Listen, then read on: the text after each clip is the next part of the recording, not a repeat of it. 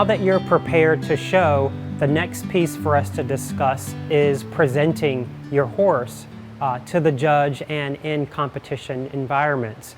As you are preparing for and entering the ring for your conformation class, walk into the ring, allow your horse to stop and stand naturally. Be cautious that you don't stand your horses up too soon. I like to give 1 or 2 horse lengths ahead of you. So if you see the judge either in front of you or behind you, that may be a good time for you to then begin standing your horse up and preparing your horse. That way it's not too soon, but also not too late. Should you be in the predicament where you want to make a circle in line, make the circle large enough so that you can circle the horse around and walk into the line straight. As you're preparing to be judged, you would like your horse's front feet to be very square and straight, and you want the horse's limbs to be under themselves in a balanced manner. It is possible for a horse to be camped out in front, or for their legs to be too far back for them to be over themselves. You want to make sure there's a straight plumb line from the shoulder traveling down through the legs. For the hunter conformation classes, we do want the hind limbs split. We want there to be a defined hind limb underneath of the body and one hind limb that is a little bit further back. There should not be a hind toe that is up where the horse is not putting weight on the hind limb. You want there to be weight on all 4 feet. Now that your horse is standing in a manner that you are happy with, you then work the horse's expression, as we call it. Having a prop such as a peppermint wrapper or something natural to aid you in getting the horses attentive and interested is a good idea. As the judge makes his way or her way around your horse from left to right, you want to ensure that your horse stays in the position that you're happy with. You also want to make sure that you do not obstruct the judge's view. So if you're on the left side of the horse, you want to make sure that you're not directly in between the horse and the judge. This is something that is very important to practice and to practice often. We see at the horse shows exhibitors only practicing this right before they go in the ring. And at that point, it's a little late. This is something that you even want to practice at home before you get to the competition. Practice doing it just like you would at the show, where you are standing the horse up and there is someone walking around the horse from side to side, from front to back. Train your horses to stand on their own. Train your horse to pay attention not only to you, but to what you may or may not be asking the horse to do. There's likely to become a chance in the competition ring where the judge wants to see your horse walk and jog. And you want to make sure you do this in a straight line and that the horse can walk and jog freely and naturally. When turns are required, you want to be on the off side of the turn and you're turning your horse away from you as you turn at the walk.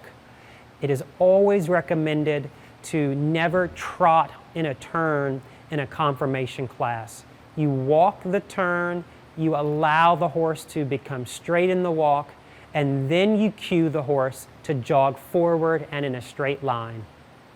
We'll start here at the walk, and as you're walking your horse, leading them forward, a few things you want to keep in mind. You want to allow your reins to be in your right hand, folded. Your crop is in your left hand. You want to ensure that your horse is walking forward and straight. Ideally, the handler is positioned near the horse's shoulder, and that the horse is walking with forward momentum and ahead of you. Allowing there to be some slack in the rein allows the horse to use their neck, their head and neck freely and naturally. For young horses or horses learning how to trot in hand, it is recommended to have someone on the ground with a lunge whip, not to strike the horse with the whip, but just to be here to encourage the horses to trot forward and to trot off.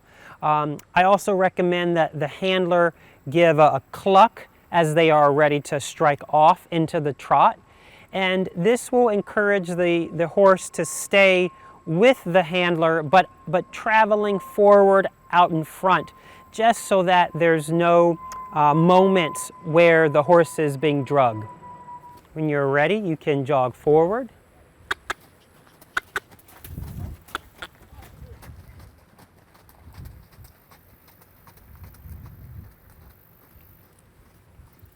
And oftentimes, as you can see from this horse here, he understood the whip quite well. I didn't have to shake it at him. I did not have to hit him with it. It's a very smart, intelligent horse that just the act of me being here with the whip here was enough for him to get the message that he is to trot forward and straight. So now I would like to try that again, this time without me showing the horse the whip, to just see how well he's able to trot forward and straight. All right, we can try that again. Cluck of the tongue. Very nice.